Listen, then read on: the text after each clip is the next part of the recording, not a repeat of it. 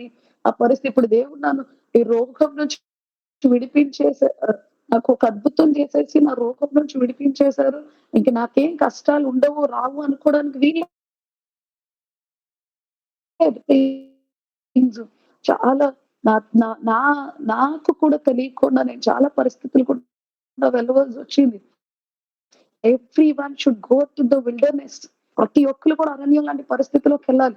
అరణ్యం లాంటి పరిస్థితులు నేను సాతాను తోసేస్తుందని మనం అనుకుంటాం పాపం. వాడేం లేదు. నీ తండ్రే అనుమతిస్తారు.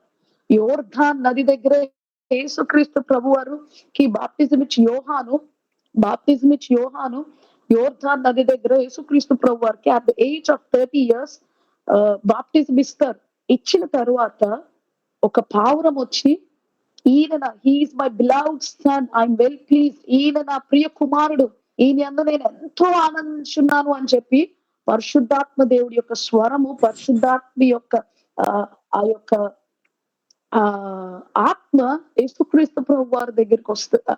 యేసుక్రీస్తు ప్రభువారి మీదకి వస్తది. పరిశుద్ధాత్మ దేవుడు చేత ఆయన నింపబడతారు యోర్దాను నది దగ్గర. ఇమ్మీడియట్ గా అదే ఆత్మ ఏ పరిశుద్ధాత్మ దేవుడైతే ఈయన నా ప్రియ కుమారుడు అని ఒక ఆకాశం నుండి ఒక స్వరం వినిపించి ఏ ఆత్మ చేత యేసుక్రీస్తు ప్రభువాన్ని అభిషేకించుకున్నారో అదే స్పిరిట్, అదే ఆత్మ, ఏ ఆత్మ అయితే ఈయన దేవుడు కుమారుడు అని చెప్పిందో, ఏ ఆత్మ అయితే ఈయన నా ప్రియ కుమారుడు, ఐఎమ్ వెల్ ప్లీజ్, నేను ఆనందించుతున్నానని చెప్పిందో అదే ఆత్మ యేసుక్రీస్తు ప్రభువాన్ని 40 days అరణ్యంలోకి తోసేస్తుంది. అదే పరిశుద్ధాత్మ దేవుడు. He himself pushes Jesus into the wilderness. కానీ మనం యేసుక్రీస్తు ప్రభువారి లాంటి వారికి అరణ్యం లాంటి పరిస్థితులు అనుభవించక తప్పలేదు. పరిశుద్ధాత్మ దేవుడే ఆయనంతటా ఆయనే అప్పుడే అభిషేకించి, అప్పుడే నువ్వు నా ప్రియ కుమారుడివి, అప్పుడే నేను ఎంతో ఆనందించుచున్నాను, నువ్వు దేవుడు కుమారుడివి అని స్వరం వినిపించి మాట్లాడిన ఆత్మ ఆయన్ని అరణ్యంలోకి 40 days తోసేస్తుంది. ఏ పాపము కూడా అంటుకోకుండా ఆయన ప్రతి విధముల చేత టెంప్ట్ చేయబడి పాపము లేని ఒక అద్భుతమైన వారిగా మరలా 40 days తర్వాత ఆయన జయించి వస్తారు. దేవుడికి కూడా అరణ్యం లాంటి పరిస్థితులు తప్పలేదు. One day, if not today, every day ఒక క్రైస్తవులుగా మనం ఎలాంటి జీవితం కలిగి ఉండాలంటే this is the day, this is my day, this is my day. ప్రతి రోజులో ఈ ఈవినింగ్, దిస్ ఈవినింగ్, ఈ రోజు మీ డేస్ లో ఈ రోజు మీరు ద డే స్టార్టింగ్ నుంచి డే ఎండింగ్ వరకు కూడా ఎగ్జాంపుల్ ఈ రోజు నా డే తీసుకోండి. నాకు ఈ రోజు మార్నింగ్ నుంచి మార్నింగ్ కదా నైట్ నుంచి నాకు అస్సలు బాగాలేదు. ఈ నర్వ్స్ అన్ని కూడా చాలా విపరీతంగా fever, nerves and before 1 year నా లెగ్ ఫ్రాక్చర్ అయింది. ఎవ్రీథింగ్ నన్ను చాలా చాలా అనారోగ్యంగా అనిపించింది. ఈ రోజు అంతా నాకు చాలా సిక్ గా అనిపించింది. ప్రభా, ఈ రోజు ఈవినింగ్ మీటింగ్ ఉంది, రోజంతా నువ్వు నాకు ఎంత పెయిన్ అనుమతించినా కూడా ఐఎమ్ రెడీ టు ఫేస్. కానీ ఈవినింగ్ 7 o'clock మాత్రం నీ ముఖ కాంతులు నా ముఖంలో ప్రకాశింపజేయి ప్రభా. సమీపింపరాని తేజస్సులో నుండి నీ సన్నిధి కాంతిని నా మీద వదిలింపజేయి ప్రభా నేను అడిగాను. Just for 2 hours. ఈరోజు దేవుడు మళ్ళీ ఆరోగ్యంగా, నేను కనీసం మార్నింగ్ నుంచి మాట్లాడలేని స్థితిలో ఉన్నాను. ఎందుకంటే విపరీతమైన ఫీవర్, విపరీతమైన నీరసం. సో ఎందుకు ఈ మాట చెప్తున్నానంటే ఎవ్రీడే ఈ రోజు ప్రభా, ఈ రోజు నా రోజు బాగాలేదు ప్రభా, ఈ రోజు నాకు అనారోగ్యంతో ఉంది, ఈ రోజు నాకు బాధగా ఉంది, ఈ రోజు నా బాస్ తిట్టారు, ఈ రోజు మా మమ్మీ తిట్టారు, ఈ రోజు నా వైఫ్ కి నాకు గొడవలు అయింది, ఈ రోజు నా పిల్లలు నా మాట వినట్లేదు, ఈ రోజు నాకు అనారోగ్యంగా ఉంది. ఎవ్రీ డేని మనం నిందిస్తూ ఆ డే, ఈ రోజు నాకు డే బాగాలేదు, ఈ రోజు గడిచిపోతే బాగుండు, ఈ రోజు డే చీకటి పడిపోయి నెక్స్ట్ డే వస్తే బాగుండు అని మనం ఎదురు చూస్తూ ఉంటాం. కానీ every day, any day, you never know, నీ జీవితంలో ఏదో ఒక్క రోజు ద డే, అది ఈ రోజైనా కావచ్చు, రేపైనా కావచ్చు, ఎల్లుండైనా కావచ్చు, అన్ ఆర్డినరీ డే నీ దేవుడు ఆయన ప్రేమ చేత, ఆయన యొక్క హస్తము చేత ఎక్స్ట్రాడినరీ డేగా మార్చేయగలడు. హల్లెలూయా. వన్ నార్మల్ డే నీ జీవితంలో ఈ రోజు నీకు ఆర్డినరీ డేగా అనిపించవచ్చు. This is an ordinary day, this is the painful day. ఈరోజు నాకు అస్సలు బాగాలేదు, ఆ చిరాకు చీకటి నన్ను వదిలేయండి, నా మనసు బాగాలేదు, నాకు ఈరోజు చాలా కష్టంగా అనిపిస్తుంది, ఈ రోజు గడిచిపోతే బాగుండు అని ఈ రోజు నువ్వు బాధపడుతున్నావా? This day God is talking to you. రోజు దేవుడు నీతోనే మాట్లాడుతున్నారు. This is your extraordinary day. This is your extraordinary day. Believe. Do you believe? Christians గా ఎవ్రీ డే మన జీవితంలో క్రిస్టియన్స్ గా మనం ఎక్స్ట్రాడినరీ డే గానే ఫీల్ అవ్వాలి, నార్మల్ డే గా ఫీల్ అవ్వకూడదు. ఎందుకంటే నీ జీవితంలో నీకు నార్మల్ డే గా అనిపించవచ్చు. You may never expect that this is an extraordinary day. Christians గా మనం ఊహించలేకపోవచ్చు, కానీ నీ ఆర్డినరీ డే నీ దేవుడు ఎక్స్ట్రాడినరీ డే గా మార్చేయగలడు. హల్లెలూయా. నీ దేవుడు నేను ఎక్స్ట్రాడినరీ డే గా మార్చేయగలడు. నీకు నార్మల్ గా అనిపించిన డే. మోషేకి అదే జరిగింది. మోషే మిడియాన్ ప్రాంతంలోని గొర్రెలు కాసుకుంటా ఉన్నాడు. వెంటనే మోషేకి సినాయి కొండ మీద ఒక ఒక మండుచున్న మంట మంట మధ్యలో మండుచున్న ఒక పొద, ఒక ఒక ఒక ట్రీ, మండుచున్న అగ్ని పొదలో నుంచి ఒక మంట కనిపిస్తా ఉంది. మోషేని ఏం ఆకర్షించిందంటే చుట్టూ మంట ఉంది, కానీ మధ్యలో ఉన్న ఆ వృక్షము కాలట్లేదు. ఇదేంటి చుట్టూ మండుతుంది, ఆ చెట్టు ఏంటి మండట్లేదు, ఆ చెట్టు ఏంటి ఆ మంటల్లో కాలిపోవట్లేదు అని మోషేని చాలా ఆకర్షితంగా చేసింది. ఆ రోజు మోషేకి ఒక నార్మల్ డే. తన జీవితంలో నేను ఒక రాజుగా బతికాను, ఈజిప్ట్ రాజ్య వంశంలో బతికాను, ఉన్నతంగా బ్రతికాను. నేను ఒక హిబ్రూడు కోసం ఒక ఐగుప్తుని చంపాను.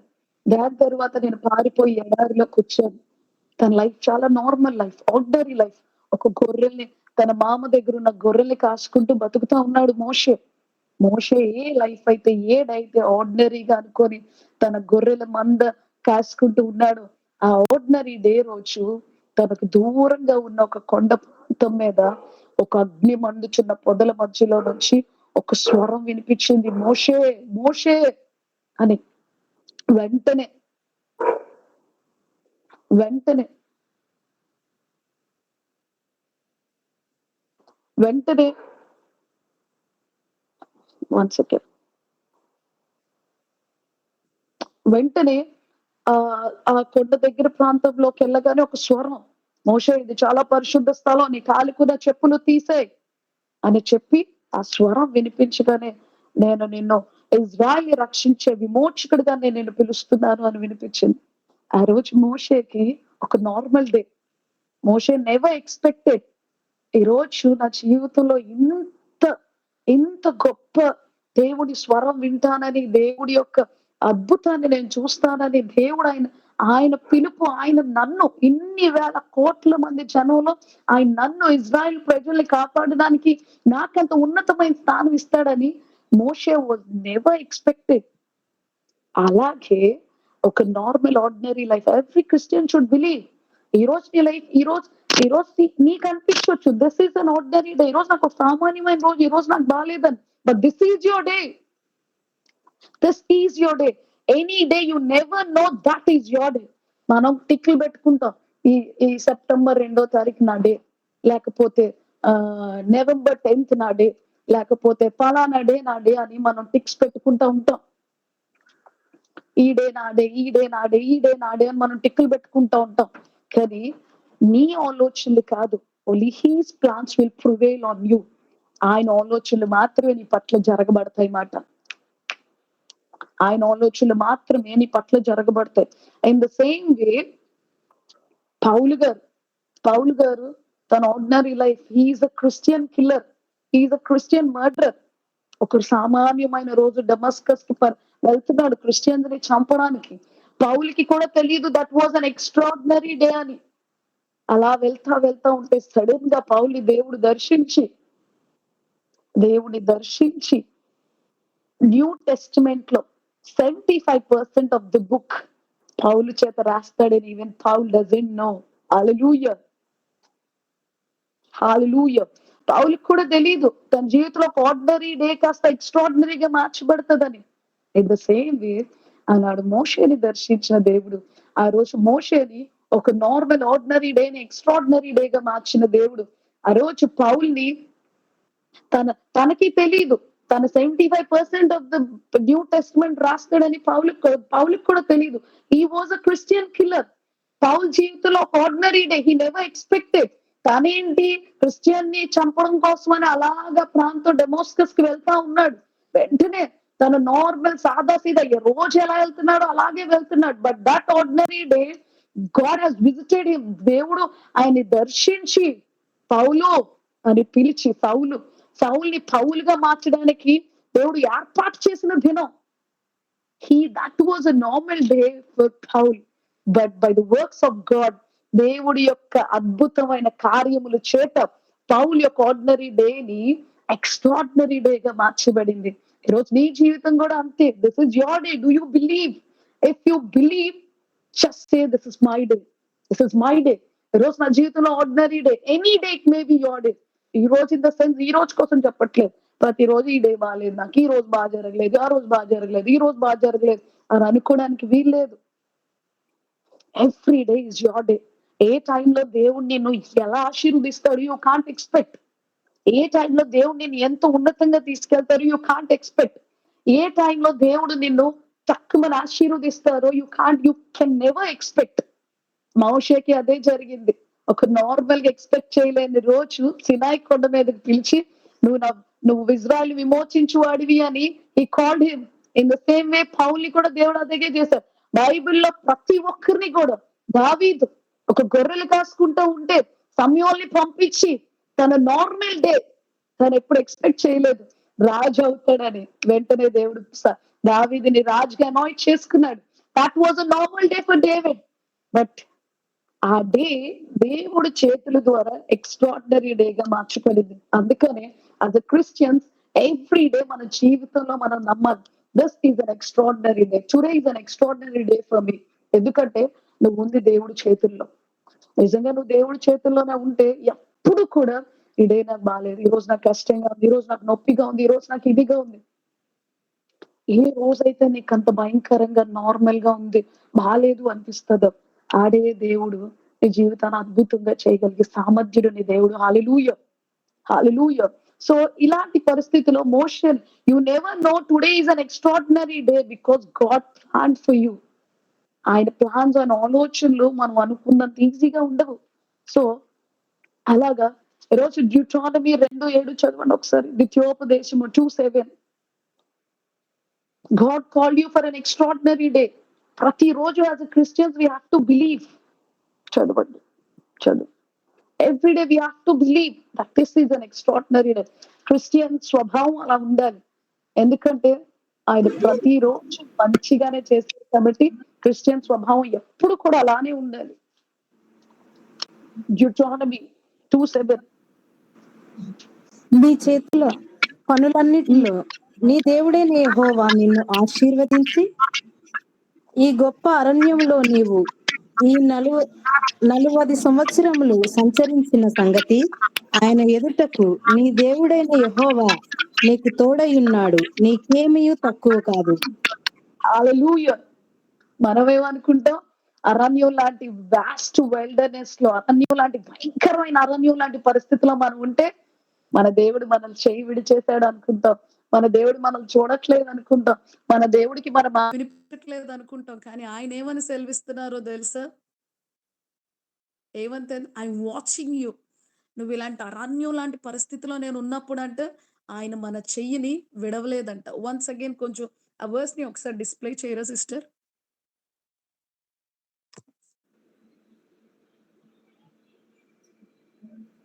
ఈ గొప్ప అరణ్యములో నీవు ఈ 40 సంవత్సరములు సంచరించిన సంగతి. మళ్ళీ ఒకసారి చదవండి, లేకపోతే I want to explain it clearly. ఈ గొప్ప అరణ్యములో నీవు ఈ 40 సంవత్సరములు సంచరించిన సంగతి ఆయన ఎదుటను నీ దేవుడైన యెహోవా నీకు తోడై ఉన్నాడు, నీకేమీ తక్కువ కాదు. అసలు నాకు సరిగ్గా వినిపించలేదు ఈ సిగ్నల్. ఒక్కసారి మళ్ళీ చదవండి sister. Sorry for the disturbance. నీ దేవుడైన యెహోవా నిన్ను ఆశీర్వదించెను ఈ గొప్ప అరణ్యములో.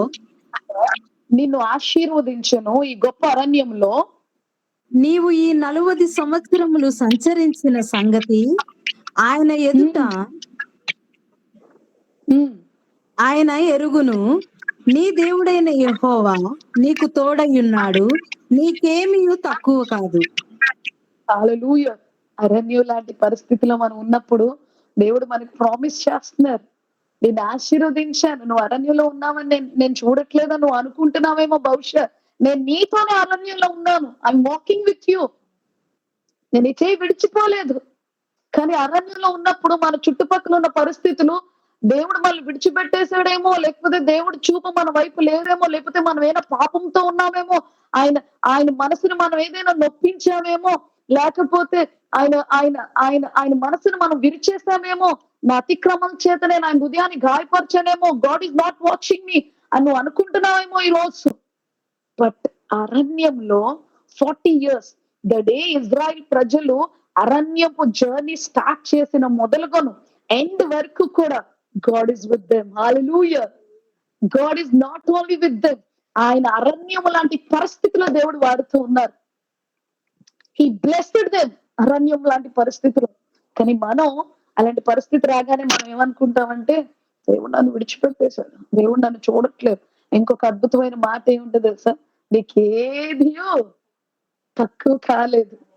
అరణ్యం లాంటి పరిస్థితిలో ఉన్నప్పుడు నేను విడిచిపెట్టేస్తాను నువ్వు భయపడుతున్నావేమో. నేను నీకు ఏది తక్కువ చేయలేదు, ఏది తక్కువ చేయలేదు. నీకు ఆకలి ఇస్తుందంటే ఆకాశము నుండి నేను మన్నాని కురిపించాను. మనం అరణ్యం లాంటి పరిస్థితిలో ఉన్నప్పుడే దేవుడు అద్భుతాలు మనం చూడగలం. ఇజ్రాయిల్ ప్రజలు అరణ్యంలో ఉన్నప్పుడే వాళ్ళ ఆకలిని ఆకాశము నుండి, వాటర్ ని బండ నుండి చూడగలిగారు.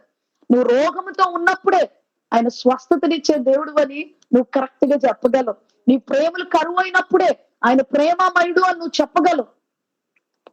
నువ్వు కరువులో ఉన్నప్పుడే ఆయన సమృద్ధి కలిగిన దేవుడు అని నువ్వు అనుభవించగలవు.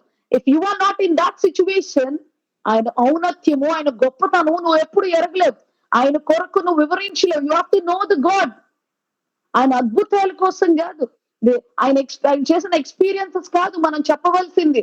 ఒక గొప్ప మాట డానియల్ 11:32 లో ఉంటది. ఒకసారి తీయండి డానియల్ 11:32.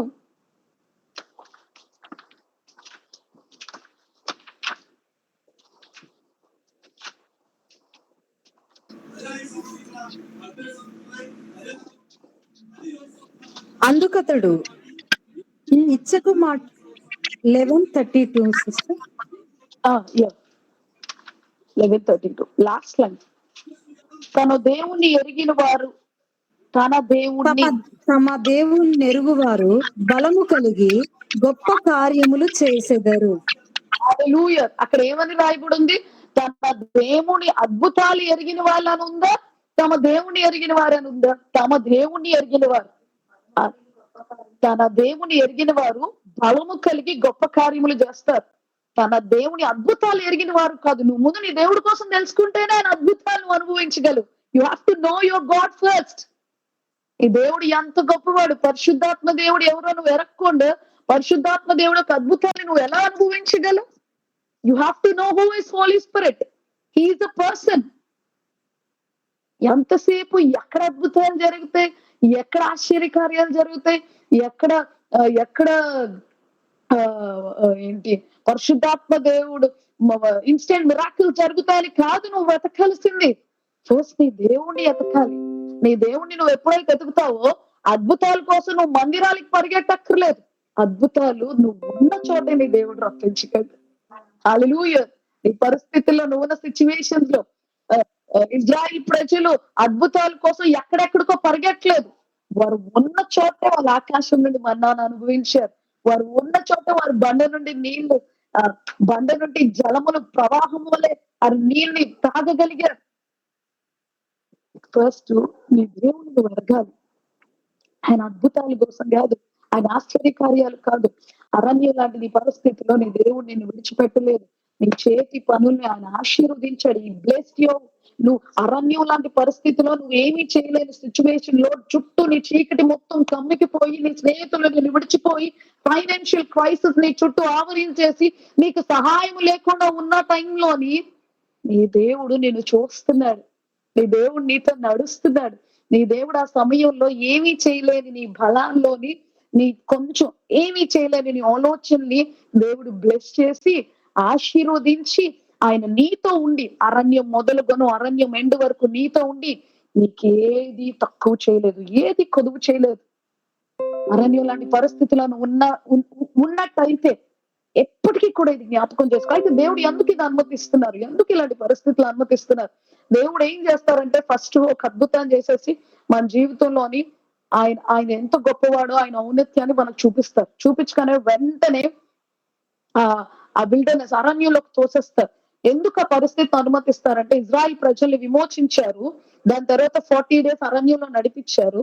దాని తర్వాత అరణ్యం తర్వాత నెక్స్ట్ మినిట్ పాలు తేనెలు ప్రవహించే దేశం మీద అధికారాన్ని ఇచ్చారు. హల్లెలూయా, హల్లెలూయా. Authority, dominion.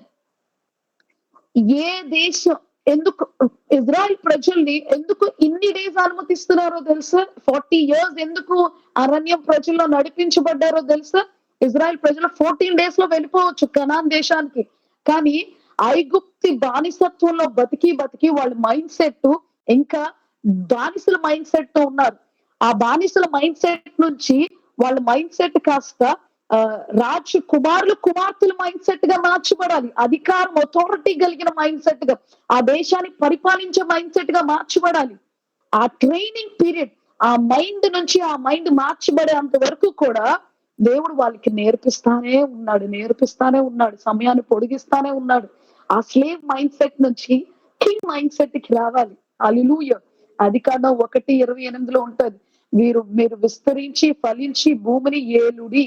అంటే ఈ భూమి మీద దేవుడు మనకి అధికారాన్ని ఇచ్చారు, దేనైనా ఆజ్ఞాపించి అధికారాన్ని ఇచ్చారు. బట్ ఇంకా మనం స్లేవ్ మైండ్ సెట్ తో ఉండకూడదు, ఆయన వారసత్వం కలిగిన మైండ్ సెట్ తో ఉండాలి. తండ్రి కష్టాల్లో ఉన్నప్పుడే తండ్రి మనల్ని విడిచిపెట్టి వెళ్ళిపోయేవారు కాదు మన తండ్రి. సో అలాంటి పరిస్థితుల్లో కూడా దేవుడు నేను విడిచిపెట్టేస్తున్నాడు, ఈ రోజు నేను అలాంటి అనారోగ్యం బతకలేని స్థితిలో ఉన్నాను అని. It's a period of testing. ఈ రోజు నేను పరీక్షించే రోజు. నీ చుట్టుపక్కంతా కూడా నీకు అంత కమ్మేసి ఉందేమో. ఇంకొక మాట యెషయా 48 ఉంటది, తీయొద్దు, నేను చెప్తాను. It's word of transformation. దేవుడి వాక్కు ఈ రోజు మోటివేషనల్ క్లాసెస్ ద్వారా, ఫిజికల్ వర్డ్స్ ద్వారా, ఎమోషనల్ వర్డ్స్ ద్వారా, ఎన్నో మాటలతోని నేను ఏదో మోటివేషనల్ క్లాస్ చూడండి అలా చెప్పగానే యాహూ రేపు మేము ఎలా ఉంటాం అలా ఉంటారు, ఇంటికి వెళ్ళి తెల్లారావుగానే నార్మల్ అయిపోతారు. కానీ దేవుడు వాక్ అలాంటిది కాదు. The flowers fade away, grass wither. ఆయన వాక్కు మాత్రం ఎప్పుడు కూడా నిలిచే ఉంటది. అంత అద్భుతమైన మాట. Its power of transformation. నీ బాధ స్థితి సంతోషంగా మార్చగలదు, నీ మార్గాన్ని మధురంగా మార్చగలిగే వర్డ్ పవర్ ఆయన మాటకి, ఆయనకు వాక్కుకు మాత్రమే ఉంటది. సో అంత గొప్ప దేవుడు మన జీవితంలో ఉన్నప్పుడు. ఇంకొక మాట ఉంటది మత్తయి 12:43లోనంట, ఎప్పుడైనా అపవిత్రమైన ఆత్మ నేను విడిచి వెళ్ళిపోయినప్పుడు అంట అపవిత్రమైన ఆత్మ ఎడారిలో సంచరిస్తదంట. అలాంటి ఎడారిలో సంచరించే చోటికి నీ దేవుడు నిన్ను తోసేస్తాడు. ఎందుకు ఇవన్నీ అనుమతిస్తారో తెలుసా? ఇంకొక 2 మాటలు చెప్పి నేను ముగిస్తాను. నీ దేవుడు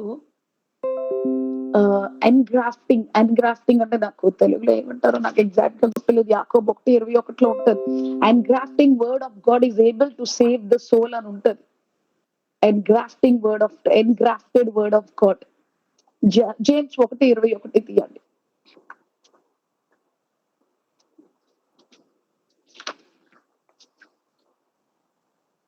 అందుచేత సమస్త కల్మషమును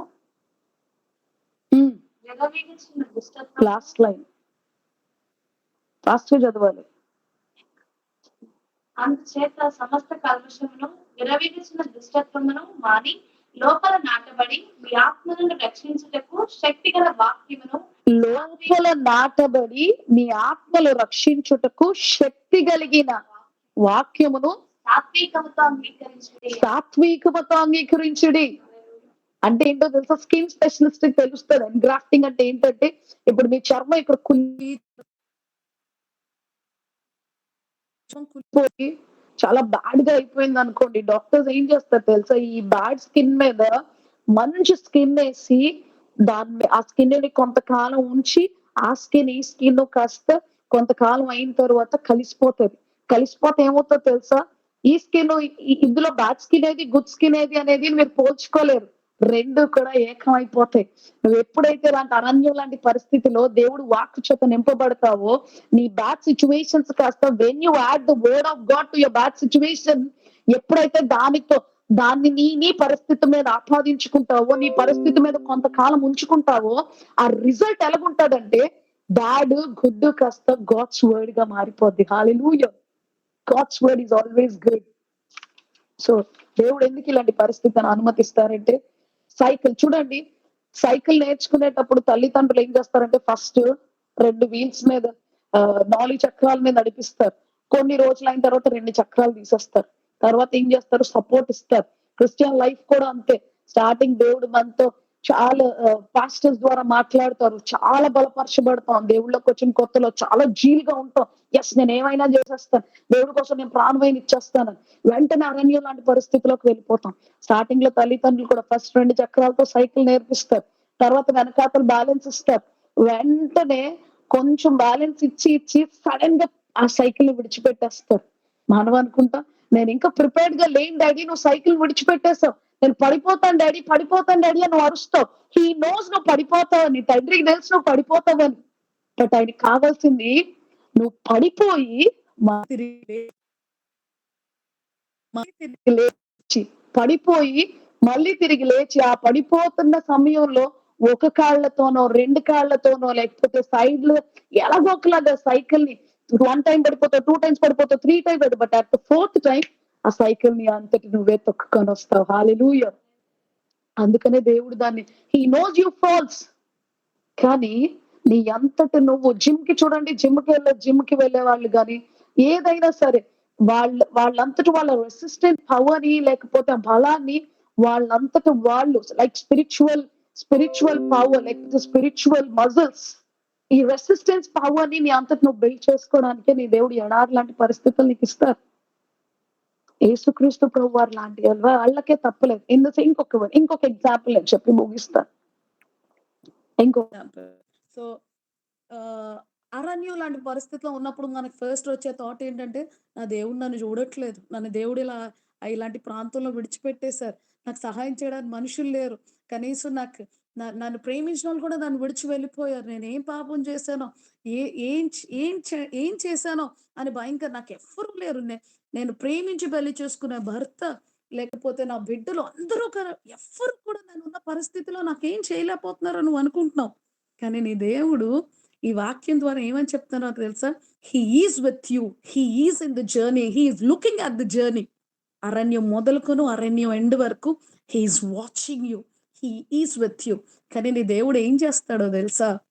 ఎప్పుడైనా మీ డాడీ ఎవరైనా లోపలికి వస్తున్నప్పుడు, ఎవరైనా డాడీ చాలా సంవత్సరాల తర్వాత లేకపోతే తన బిడ్డ ఎక్కడో దూర ప్రాంతం నుంచి ఎయిర్పోర్ట్ తీసుకోండి. ఎయిర్పోర్ట్ లోనే బాగా ఇష్టమైన కుమారుడు చాలా దూర ప్రాంతం నుంచి ఎన్నో సంవత్సరాల తర్వాత రాగానే, కుమారుడిని చూడగానే తండ్రి వెళ్ళి ఒక మూలన దాక్కుంటాడు. దాక్కోగానే కుమారుడు ఏం చేస్తాడు, డాడీ రాలేదా, డాడీ ఎక్కడ ఉన్నారు, ఇంకా రాలేదా అని వెతుకులాట్లో ఉంటాడు. వెంటనే వాళ్ళ డాడీ వచ్చి, ఆ కుమార్తె అవనివ్వండి కుమారుడు అవనివ్వండి, వెంటనే సర్ప్రైజ్, కుమారుడు ఎదురుగా తను ఎత్తుక్కుంటూ మొత్తం ఎతికేస్తూ ఉంటే సడన్ గా వాళ్ళ డాడీ కనిపించగానే ఒక రకమైన Santoshi suddenly jump on to him, తండ్రి మీద గట్టిగా పట్టుకొని తెగ ముద్దులు పెట్టేస్తా ఉంటాడు. నీ తండ్రి కూడా అంతే, అరణ్యం ప్రాంతంలో నేను విడిచిపెట్టేలేదు. Is hiding himself. ఎందుకో తెలుసా? నువ్వు ఆయన వెతుక్కుంటూ వస్తావని. ఆయన నువ్వు వెతుక్కుంటూ ఆయన దాగి ఉన్నాడు. He's hidden somewhere. ఎందుకో తెలుసా? ఆయన అరణ్య ప్రాంతంలో నువ్వు కనిపించట్లేదు, లేరు, ఆయన ప్రెజెన్స్ నాకు కనిపించట్లేదు, నేను పాపం చేశానేమో నువ్వు అనుకుంటున్నావేమో. కానీ నువ్వు ఆయన అలాంటి పరిస్థితుల్లో, అలాంటి చీకటి బ్రతుకుల్లో, అలాంటి ఎడారి బ్రతుకుల్లో నువ్వు ఉన్నప్పుడు, నువ్వు వాళ్ళ దగ్గరికి పరిగెత్తకుండా నీ తండ్రి దగ్గరికి నువ్వు వెతుక్కుంటూ వస్తావేమో అని ఆయన దాక్కొని ఉన్నాడు. నీ దేవుడు, నీ తండ్రి దాక్కొని ఉన్నాడు. ఎందుకో తెలుసా? వెన్ యూ సీ హిమ్, నీ ముఖంలో సంతోషం, నీ హృదయంలో త్రెప్పటిల్లి ఆనందం. You immediately dad, thank you dad అని ఆయన అద్భుతములు, ఆయన ఆశ్చర్య కార్యములు, ఆయన నీ పట్ల చూపించే ప్రేమ, ఆయన నీ పట్ల కలిగి ఉన్నవన్నీ నువ్వు అనుభవించాలంటే the only one thing you have to do is go and seek your father. Don't just sit idle. ఖాళీగా ఆయనే వస్తారు, ఆయనే నన్ను ప్రేమిస్తున్నారు, ఆయనే నన్ను చేస్తున్నారు కాదు. నువ్వు వెతుక్కుంటూ వెళ్ళు, ఆయనకి సమయం ఇస్తూ, ఆయనకి టైం ఇస్తూ, ఆయన ప్రేమను అనుభవిస్తూ, ఆయన వెతుక్కుంటూ వెతుక్కుంటూ వెతుక్కుంటూ వెళ్తేనే ఆయన యొక్క ప్రేమను, ఆయన యొక్క కృపను, ఆయన యొక్క దయని నువ్వు అనుభవించగలవు. ఈరోజు మనం కృపాకాలంలో ఉన్నాం. దేవుడు మనల్ని విడిచిపెట్టే దేవుడు కాదు. He is with us. This is our day. This is our day. This is our day only if you believe this is your day. This is our day and this is extraordinary day. సమస్త మహిమ ఆయనకి మాత్రమే కలుగును గాక. Hallelujah. Thank you Lord. ఒక చిన్న ప్రార్థన చేసి నేను ముగిస్తాను. పరిశుద్ధుడ తండ్రి, నాయన, ఘనుడ, రక్షకుడా దేవా, ఈరోజు మేమందరూ ఇలాంటి అరణ్యం లాంటి పరిస్థితిలో ఉన్నాం ప్రభా. దేవా, ఎందుకు ఇలాంటి పరిస్థితి ఇచ్చావో ఈరోజు మేము ఎరిగి ఉన్నాం ప్రభా. నువ్వు మమ్మల్ని ప్రేమించి, రక్షించి, పిలిచి ఇలాంటి అరణ్యం లాంటి పరిస్థితిలో నువ్వు నన్ను పంపించావు ప్రభా. ఎందుకంటే ఈ అరణ్యంలో మేము నడిస్తేనే ప్రభా దాని మీద మేము అధికారం కలిగి ఉండగలం. దాని మీద మేము బలం కలిగి ఉండగలం. దాని మీద ప్రభా తండ్రి మేము అలాంటి పరిస్థితిని ఎన్నో జయించగలం తండ్రి. దేవా, నా ప్రియ జనాంగమ, నా నా ప్రియ సంగమ, పరిశుద్ధాత్మ దేవుడు ఒక మాటని జ్ఞాపకం చేస్తా ఉన్నారు.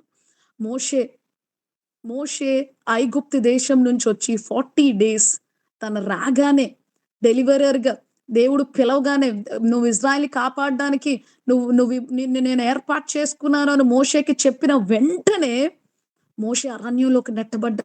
ఎందుకో తెలుసా? అరణ్యంలో ఏ మూల ఏముంది, ఏ మూల ఎటువైపు బండుంది, ఎటువైపు ఇశ్రాయేల్ ప్రజల్ని నడిపించడానికి ఆ అడివంతా కూడా, ఆ ఎడారంతా కూడా మోషేకి తెలియాలి. ఎక్కడ చెట్లు ఉన్నాయి, ఎక్కడ చల్లదనం ఉంది, ఎక్కడ వాళ్ళకి అపాయం రాని ప్లేస్ ఉంది, ఎక్కడ వారికి నీళ్లు ఉన్నాయి, ఎక్కడ వీరు సురక్షితంగా ఉండగలరు అని మోషేకి ఎరగడం కోసం మోషేని ముందుగానే దేవుడు 40 years అరణ్యంలో ఉంచారు. ఇజ్రాయెల్ ప్రజల్ని నడిపించడానికే, కేవలం ఇజ్రాయెల్ ప్రజల్ని ఆశీర్వాదకరంగా. నువ్వు అలాంటి అరణ్యంలో పరిస్థితిలో నువ్వు వెళ్తే కళ్ళు మూసుకొని నువ్వు వెళ్ళి ఇంకోటి చేతిలో పట్టుకొని రా, నాకు దారి తెలుసు, ఎలా వెళ్ళాలో అటువైపు నేను తీసుకొని వెళ్తాను. Hallelujah. I will take you to that way. నేను తీసుకెళ్తాను. నువ్వు అలాంటి సిచ్యువేషన్ లో ఉంటేనే అనేకమైన అరణ్యం ఇజ్రాయెల్ ప్రజల్ని విడిపించి అరణ్యంలోకి పంపించి మళ్ళీ ఆ పరిస్థితి మీద అధికారాన్ని ఇచ్చారు. ఎప్పుడైతే నువ్వు అరణ్యంలోకి వెళ్ళడానికి సిద్ధంగా ఉన్నావో, ద నెక్స్ట్ ఎండ్, ఆ నెక్స్ట్ నీకు అవతల ప్రక్కన ద అదర్ సైడ్ నీకేం మిగిలి ఉందో తెలుసా? Authority on your situation, authority on your wilderness. ఇంకా అలాంటి విల్డర్నెస్ లు ఎన్ని నీ జీవితంలో వచ్చినా కూడా నువ్వు బలాన్ని, అథారిటీ అండ్ డొమినియన్, అలాంటి పరిస్థితి మీద నీకు అధికారం నువ్వు సంపాదించుకోగలవు. నువ్వు అలాంటి పరిస్థితి మీద కనాను దేశాన్ని, పాలు తేనెలు ప్రవహించే దేశాన్ని జోషువా అంత అద్భుతాలు చేయగలిగాడు అంటే he walked through the wilderness. అప్పుడే నీ చేతులతో ఎరుకో గోడలు బద్దలు కొట్టగలవు. నీ అంతటి నువ్వే యోర్దాను నదుల్ని దాటగలవు. అలాంటి అద్భుతాలు నీ జీవితంలో నువ్వు అనుభవించాలంటే you have to walk in the wilderness. ఎలాగో తెలుసా? ఒంటరిగా కాదు, నీ దేవుడు నేను చూస్తున్నాడు, నీ దేవుడిని చేయి పట్టుకొని నడిపిస్తున్నాడు. అండ్ ఆఖరిగా నీ దేవుడు నీకేది కూడా కొదువు చెయ్యడు. అరణ్యం లాంటి పరిస్థితిలో ఉన్నప్పుడు సమస్త మహిమ ఆయనకి మాత్రమే కలుగును గాక. వచ్చిన ప్రతి ఒక్క బిడ్డల్ని కూడా ప్రభా, అలాంటి అరణ్యం లాంటి పరిస్థితిలో ఉన్న ప్రతి ఒక్క బిడ్డల మీద కూడా ఈ వాక్, ఈ విత్తనం ప్రభా తండ్రి దేవా, Deuteronomy 2:7 ప్రతి ఒక్కరి మీద, ప్రాముఖ్యంగా ప్రభా తండ్రి నేను ఎంతగానో ప్రేమించే ప్రభా అనిత మేడం ప్రభా, I was very happy for her presence over here father తండ్రి దేవా. అంత గొప్ప ఉన్నతమైన రాలైన ప్రభా తండ్రి మా మేడంని అండ్ ఇక్కడున్న ప్రతి ఒక్క బిడ్డల్ని కూడా ప్రభా తండ్రి విత్తబడిన ఈ వాక్కు ప్రతి ఒక్కరు జీవితంలో కూడా ఫలింపజేసి ప్రభా తండ్రి వారి జీవితంలో ప్రభా తండ్రి విస్తారమైన పంట కొయ్యుటకు, అనేకమైన మందికి ఆశీర్వాదకరంగా మిగల్చుటకు